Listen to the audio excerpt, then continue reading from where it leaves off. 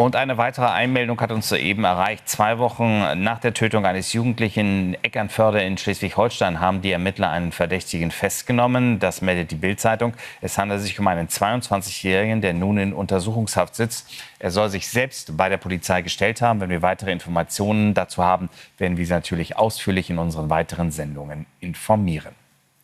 Es wird bunter werden. Ja, wie wunderbar ist das? Das haben wir uns immer gewünscht. Wahrscheinlich wird es auch religiöser werden. Na klar, unser Land wird sich ändern, und zwar drastisch. Und ich sage euch eins, ich freue mich drauf.